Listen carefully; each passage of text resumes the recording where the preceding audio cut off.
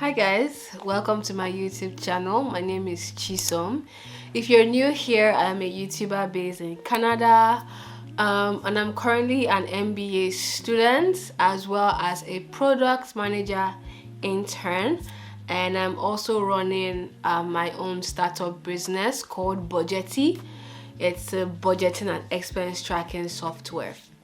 But the main reason for this video is to actually speak to the product management part. Now, I'm going to be honest with you guys, I've received like quite a number of emails just concerning product management.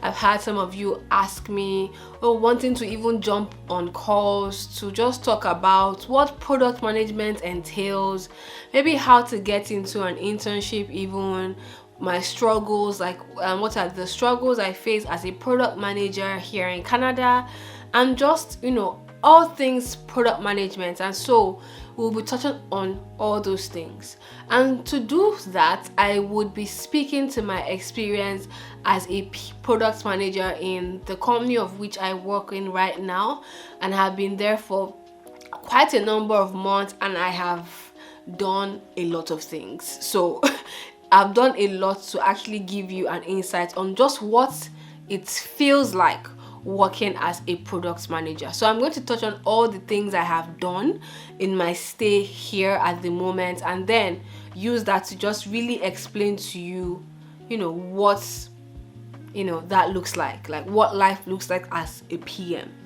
So first of all, one of the things I have done here is I have led a beta project and also led an actual GA launch. So what that means is, if you're working in a software company, you probably would understand that a lot of times products need to be updated, iterated, like you're adding like features to those products, or maybe customers are when customers have an issue, you actually then have to work towards resolving that issue and things like that. So in my stay here, I was put in a position to actually lead a beta launch, first of all, of a certain feature that was requested by our customers, right? So what that means, or what that entailed typically, was first of all a lot of cross-functional team collaboration.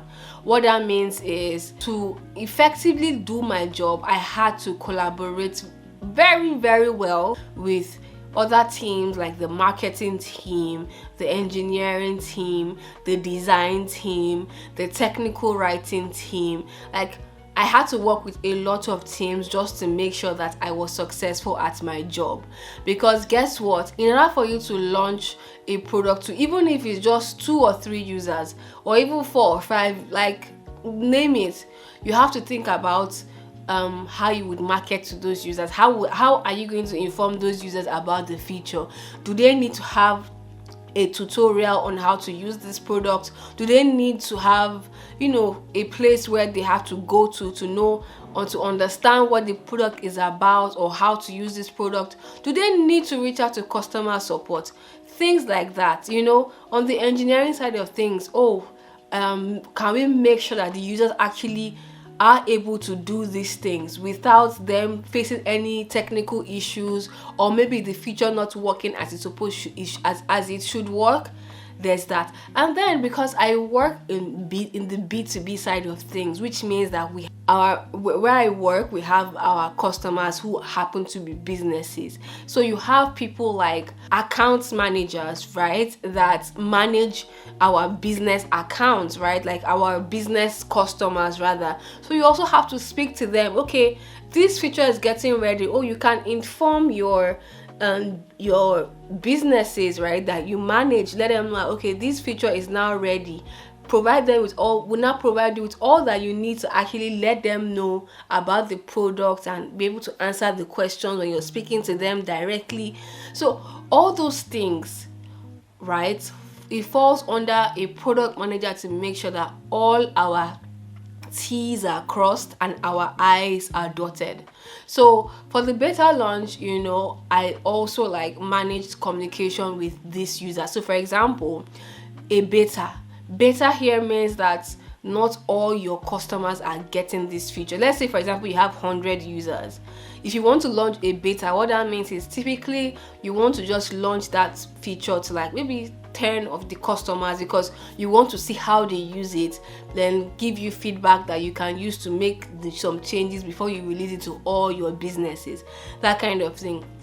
Making sure that those businesses have the feature, they have all that they need to be able to use the product, right?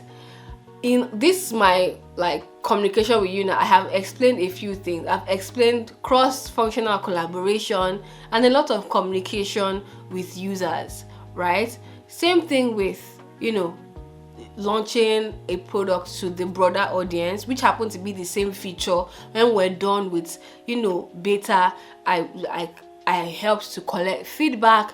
What are our users saying? What are they saying about the feature? Are they experiencing any bugs? If they experience any bugs, we take it to the engineers. Oh, hi, look at, there's a bug here. Okay, can we get that fixed so that our broader users do not get this issue when we launch on a grand scheme of things? Good, get that done. So I hope you're able to understand, like, in that particular context, what a PM is to do in that kind of setting. So one of the other things I did is creating the roadmap for the next quarter, which obviously I didn't do by myself because I have a manager. We just work together on this. And what this means is, as a PM, right, you have a part of the product that you take ownership for, and you are the one that would say, oh, okay, in Q4, these are the things that we are going to do for this product. Oh, users are going to be able to do this by Q4. By Q4, we are going to start building this feature. By Q4, this and so is going to happen. So that ownership lies on you. But of course, you're not going to be the one just doing it on your own. It also requires stakeholders putting in their input. Okay, at the end of the day, businesses are there to make money. So you can't just make those decisions without involving executives, letting them know, okay, this is what you're looking to do in Q4, and backing it up. Oh, this is why we want to do what we want to do. Users have requested for it. Big users that bring us a good amount of money are requesting for this feature. So let's do this in Q4. Oh, this is the revenue that will come if we actually build out this feature. Or you get the buy-in too from the engineering team, because they are the ones that are going to build the feature anyway. Is one quarter enough to actually build this feature out? Is there anything we need to consider before actually building this feature out? Any security risk, any legal risk, any this, any that, before we actually get this done? So that lies on you. The success of that product, right, lies on you. Sounds scary, but it is what it is.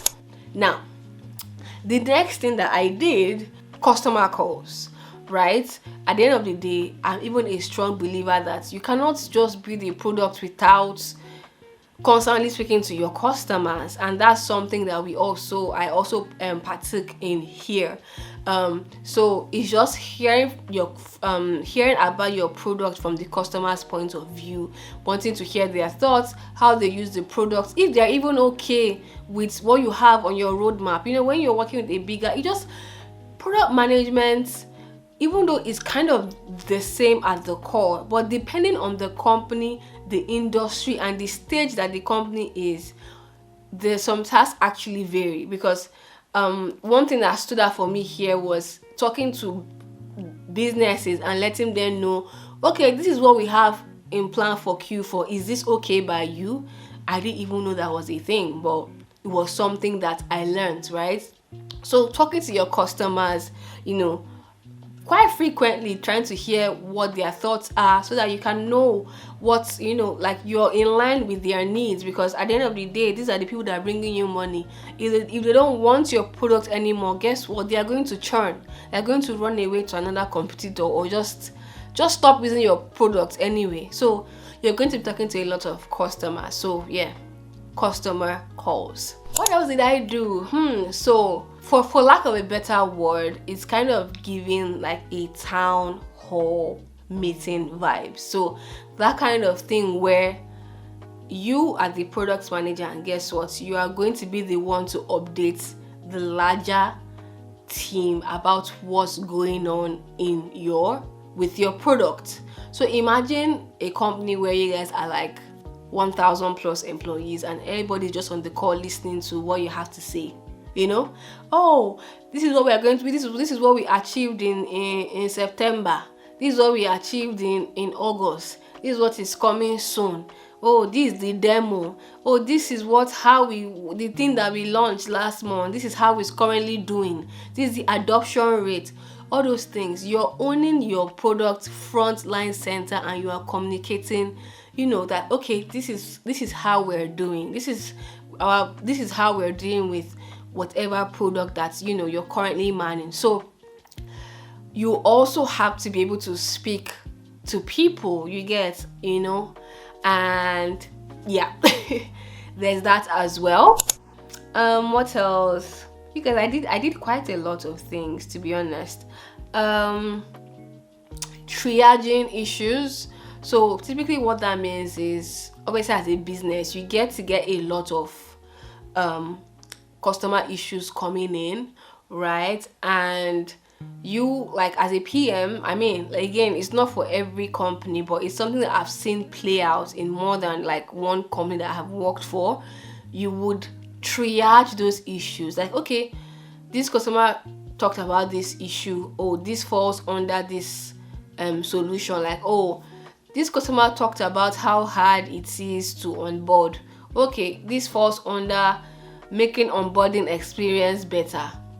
This customer talked about how transactions are not going through, okay, this falls under like transaction related issues that we are looking to work on in the future or whatever. So triaging issues and categorizing them based on like where they actually fall, because why that is important is when you're now looking to actually work on those features and create PRDs, you would need to reference those customer complaints that have been highlighted to actually like make sure that whatever solution you're coming up with when you're brainstorming with your team, it's actually aligned as a proper solution for the issues that your customers have raised. So I did mention PRDs, yes. So one thing I also did here is creating PRDs.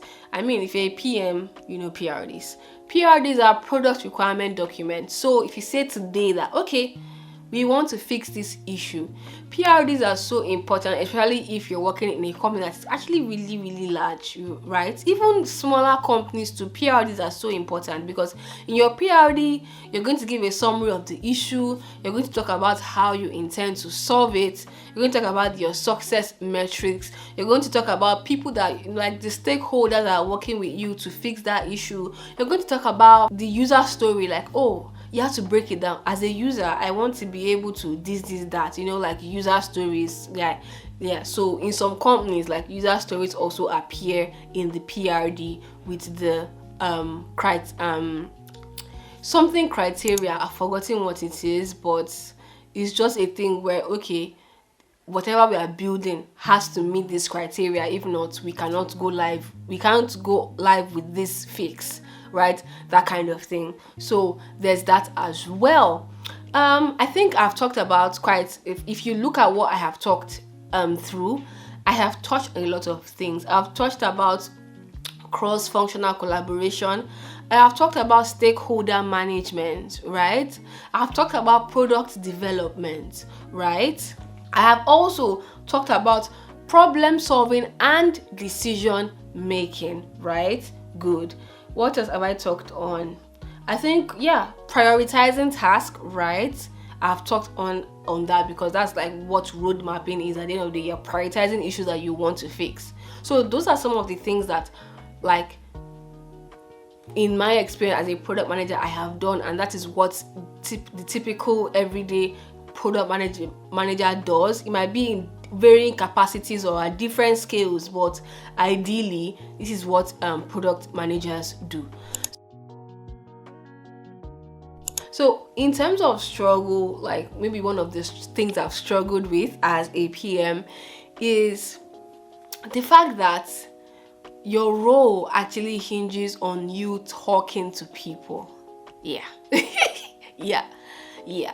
So I mean, if you're like an extrovert and you're like, like it's just you just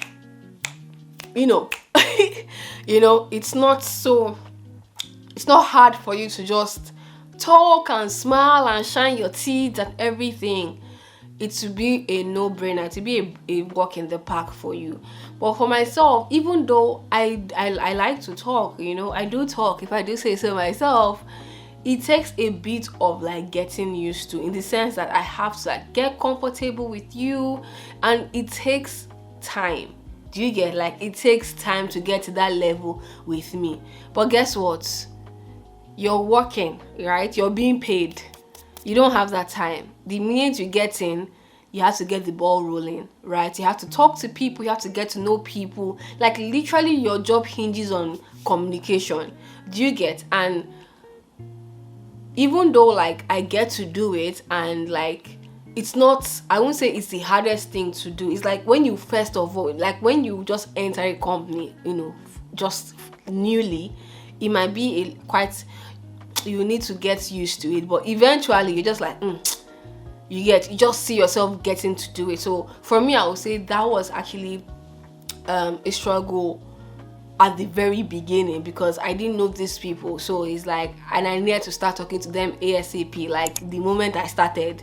Do you get that kind of thing? So that's actually the only struggle, but it's a struggle that only lasts for like a while. Like once you're now in the company for a longer period, it's like alpha that kind of vibes. Yes. So what next? So in terms of anyone looking, because I have gotten a few emails, like I mentioned, people looking to transition to product management and they don't know what to do, like where do they start. I think I've mentioned it in some of my videos, but I know that it's really not a one size fits all.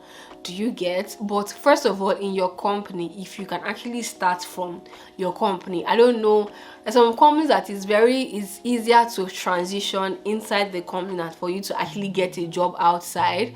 So if you can't transition inside your company, in the sense that, okay, if you currently have a job, maybe you're working on that department, but you really want to work as a product manager, start by getting conversant with the product guys that work there, the engineers that work there. Do you get? Like, give your one or two opinion. You can even offer to just shadow them, like maybe even a PM, right? You see, this is a PM you want to transition to, start by shadowing the PMs that are currently in your company. Just let them know that, oh, you're looking to gain some experience, like you actually want to transition, but you know that, okay, like it might not be something that will happen fast, but I'm willing to take on additional like tasks, that kind of thing, to shadow you and see how you do things and all of those kind of things. Like, you can start by doing that and learning from the PM in your company. If there's even a PM in your company, if you're already in tech and you already have that structure, you have a PM,